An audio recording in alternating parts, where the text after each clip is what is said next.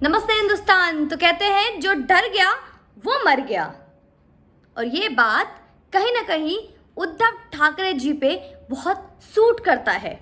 जय माता दी दोस्तों, आज नवरात्र का पहला दिन है। आप सभी को मेरी तरफ से नवरात्र की बहुत बहुत बधाई हो। इस नवरात्रे में माता रानी से मैं यही बोलूँगी कि नवरात्रे के एंड होते होते तक जो लड़ाई मैं और आप लड़ रहे हैं, ये लड़ाई अंजाम तक पहुँचे। माँ शेरावाली सुशांत सिंह राजपूत केस का उद्धार करे और उनकी आत्मा को शांति मिले। तो बात करेंगे अर्नब गोस्वामी जी को। कल 2:30 बजे 2:50 पर महाराष्ट्र सरकार की तरफ से एक नोटिस मिलता है। दोस्तों टाइम जरूर ध्यान दीजिएगा, 2:50 पे, और बोला जाता है कि ठीक 3 बजे आप विधानसभा के स्पीकर के सामने आपको पहुंचना है 10 मिनट में। अभी तक मुझे लगता था कि पूरी दुनिया अर्नब गोस्वामी को बेस्ट पत्रकार समझता है, best chief editor of India, बहुत सारी चीज़ें बोली गई उनको, लेकिन मुझे ये नहीं पता था कि कब जाने अनजाने में उन्होंने अपनी छवि अनिल कपूर की बनाई हुई मूवी मिस्टर इंडिया वाली छवि महाराष्ट्र सरकार पे छोड़ दी है। मतलब उद्धव ठाकरे जी, ये क्या, मतलब कैसे, क्या ड्रामा क्या है सर? मतलब कैसे, मतलब बताइए भैया, ये कैसे? मतलब 10 मिनट में 2:50 पे स्टूडियो में बैठा है बंदा और 3 बजे विधानसभा के स्पीकर के सामने पहुंच जाना है। कैसे पॉसिबल है? मिस्टर इंडिया समझ रखा है क्या? या क्या मतलब हमें लगता था कि पूरा एक यूनिवर्सल पप्पू एक राहुल गांधी जी ही हैं, जो कि 10 मिनट में 200 किलोमीटर की स्पीड पार कर लेते हैं और बोलते हैं कि मैं पाकिस्तान भेज दूँ यहाँ पे जो सेना है उसको। वो भी टेक्नोलॉजी मुझे आज तक समझ में नहीं आई कि वो, अगर मैं कैलकुलेट करूं 15 मिनट से 200 किलोमीटर को, तो किस हिसाब से वो लगाएंगे। सेम उसी तरीके से महाराष्ट्र सरकार ने आज 10 मिनट का समय भी दिया अर्नब गोस्वामी को विधानसभा के स्पीकर के सामने प्रस्तुत होने का। कैसे संभव है ये? और ये सवाल बिल्कुल ठीक पूछा गया है उन्होंने कि क्या सोनिया सेना का कोई स्पेशल उड़न खटोला भेजा था आपने उनके स्टूडियो के सामने कि सोनिया एंटोनिया की उड़न खटोला आई है, आप उस पर विराजमान होइए और उड़ के आ जाइए? ऐसा तो नहीं हुआ था। मतलब क्या सरकार क्या है, कौन सा नियम है ये, कौन सा कानून है? और आपने जुर्म भी और इस वजह से बुलाया जिस केस का ऑलरेडी सुनवाई सुप्रीम कोर्ट में चल रहा है, जो केस ऑलरेडी सुप्रीम कोर्ट में चल रहा है, उसके लिए बुलाया गया इनको। खुद तो आज तक कई 3 नोटिस इससे पहले निकल चुके हैं और महाराष्ट्र सरकार से सुप्रीम कोर्ट ने जवाब मांगी है, पर उसका जवाब नहीं दिया गया। और आप इस तरीके का खेल और ड्रामा कर रहे हैं। उद्धव सरकार, आप कर क्या रहे हैं? ये किस तरीके का घिनौना गेम है आपका? शव सेना या सोनिया सेना?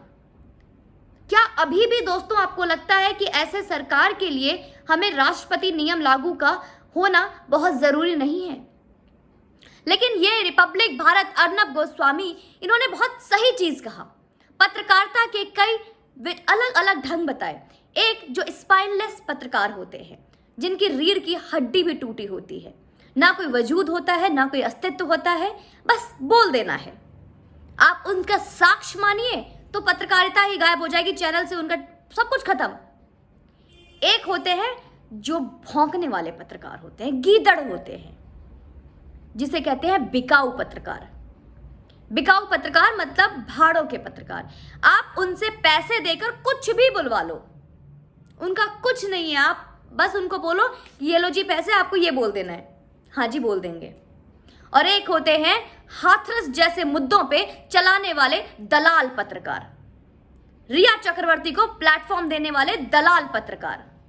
वो अपने आप को बोलते हैं कि मैं बहुत नंबर 1 चैनल हूं, लेकिन ये भारत की जनता जानती है कि कौन है गीदड़, भेड़िया, वल्चर और दलाल पत्रकार और कौन है बब्बर शेर पत्रकार। और भारत को किस तरीके की पत्रकारिता की अब जरूरत है, ये भारत की जनता समझ चुकी है। और ये अर्नब गोस्वामी के ऊपर जो एलिगेशन लगाए जा रहे हैं, कंटिन्यू अटैक किया जा रहा है, उनका जुर्म जो है बहुत बड़ा है, बहुत बड़ा जुर्म किया है उन्होंने जो हमारे धर्म के संत सनातन हैं उनके लिए, पाल घर के साधुओं के लिए आवाज उठाया। बहुत बड़ा जुर्म किया। उन्होंने बस इतना पूछा कि सुशांत सिंह राजपूत की हत्या कैसे हुई है, आत्महत्या तो कहीं दूर दूर तक नहीं दिखती, आप इसको प्रूफ करो। ये बहुत बड़ी गलती की उन्होंने। दिशा साल्यान को 14वें मंजिल से फेंक दिया जाता है, उनका बॉयफ्रेंड उनके कमरे में है, उनके सामने क्या हुआ, सिर्फ यही सवाल पूछा कि आखिर दिशा साल्यान के साथ क्या हुआ और उसका बॉयफ्रेंड अचानक से गायब कहां हो गया। बहुत बड़ी गलती कर दी। इतना ही नहीं, हाथरस कांड से पूरा भारत भयभीत और कांपा हुआ था, डरा हुआ था। एक लड़की के साथ इतना बुरा हुआ, इस चीज को एक्सपोज कर दिया। यह गलती कर दी अर्नब गोस्वामी ने, बहुत बुरा किया, बहुत बड़ा जुर्म किया।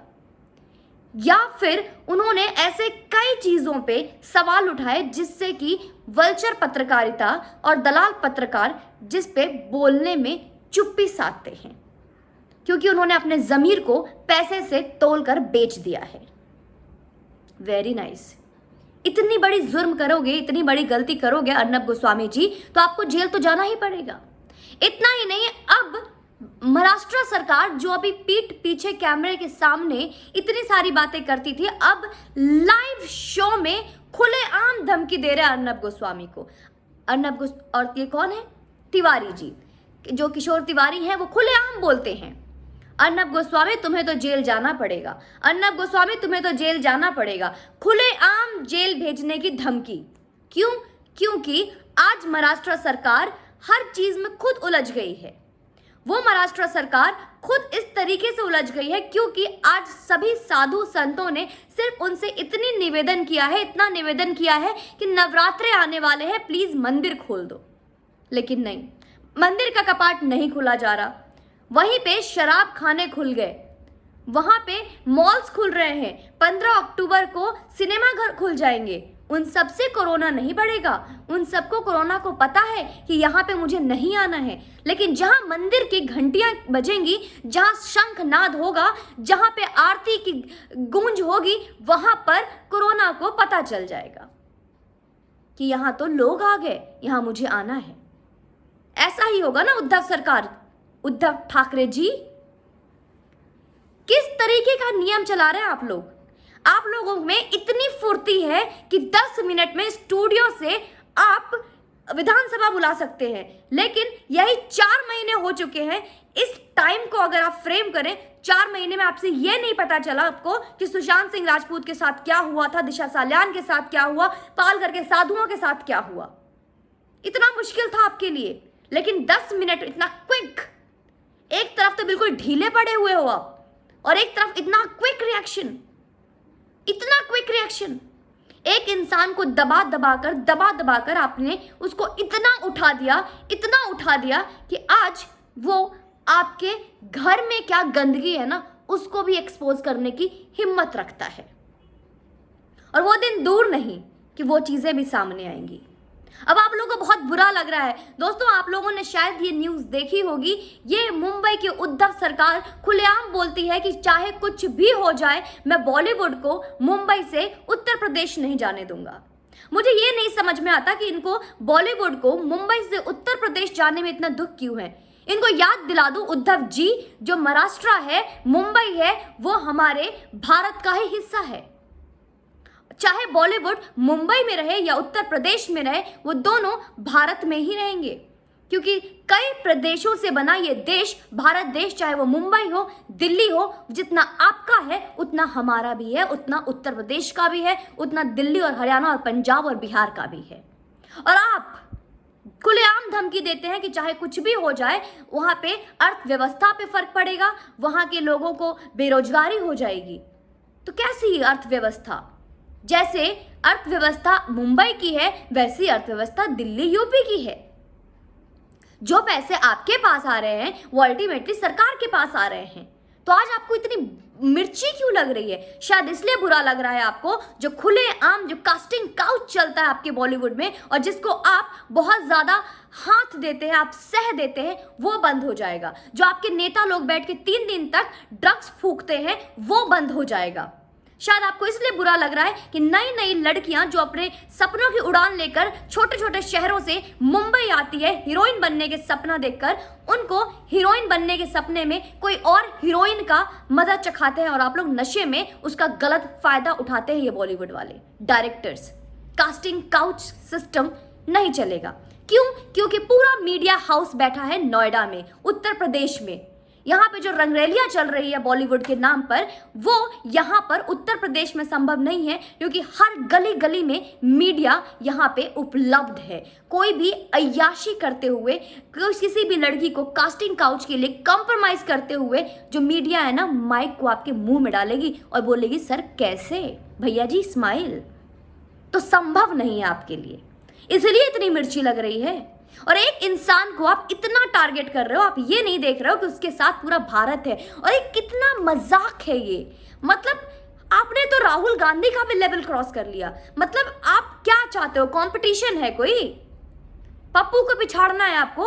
तो उनका बहुत पुराना वर्षों का रिकॉर्ड है, इतनी जल्दी नहीं टूटेगी। लेकिन अगर इस तरीके की बचकानी स्टेटमेंट और बचकानी हरकत करेंगे, ये ड्रामेबाजी करोगे आप 10 मिनट में, जो आप इतना जो सुपर फास्ट स्पीड दिखा रहे हो आप, ये 10 मिनट वाली हरकत करेंगे तो आप लगे रहिए। बेस्ट ऑफ लक, आप एक दिन राहुल गांधी जी से आगे जाएंगे, हमें भरोसा है आप पर।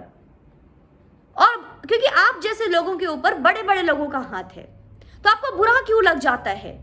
अगर यही सवाल आज रिपब्लिक भारत अर्नब गोस्वामी सिर्फ सच दर्शाते हैं, सच बोलते हैं, ऐसा तो नहीं आज तक कभी विधानसभा का उन्होंने बेइज्जती किया, न सुप्रीम कोर्ट का अपमान किया। और ऐसे कौन सा जुडिशरी है, मुझे बताइए, ऐसा कौन सा संविधान है, कौन से संविधान में 10 मिनट में जो जाम, इतना ट्रैफिक, दिल्ली मुंबई जैसे शहर में आप अपने ऑफिस से पार्किंग तक नहीं पहुंच सकते 10 मिनट में, उसे 10 मिनट में विधानसभा के सामने आने को बोला जाता है। ये कैसे संभव है महाराष्ट्र सरकार? तो उद्धव जी बुरा न माने, एक आखिरी में एक सवाल पूछना चाहूंगी। रिया चक्रवर्ती ने बाहर निकलते ही अपना काम शुरू कर दिया है क्या? जरा बताइएगा, क्योंकि असर दिख रहा है। ये रिया चक्रवर्ती ने जो आते ही जो काम स्टार्ट किया है ना, दिख रहा है वो असर। थोड़ा लेवल बढ़ाइए, लीजिए थोड़ा। दुबई उबई से भी आ रहा है ना, अयाश खान का भी नाम आया है, पता है कहाँ कहाँ तक कनेक्शन है आपके, तो वो सब ट्राई कीजिए। रिया चक्रवर्ती का थोड़ा सा भी ढीला है बजट, वकील मान शिंदे को भी देना होता है, तो उसका वाला ट्राई ना करें, वो थोड़ा असर उल्टा करेगा। दिख रहा है ना असर 10 मिनट वाला? तो please mark my word, watch it carefully. गंदा मजाक बन रहा है सर, समझिए दोस्तों, डोंट माइंड। अभी थोड़ा रिया चक्रवर्ती बाहर आ गई हैं, उनका थोड़ा इधर उधर हाथ फैल रहा है, तो ज़्यादा प्लीज़ कुछ बोले ना, थोड़ा समझ जाएं कि ये चीज़ें कहाँ से निकल रही है। आप बाकी खुद ही समझदार हैं, समझ जाइएगा किस चीज़ का असर है ये। जय हिंद दोस्तों।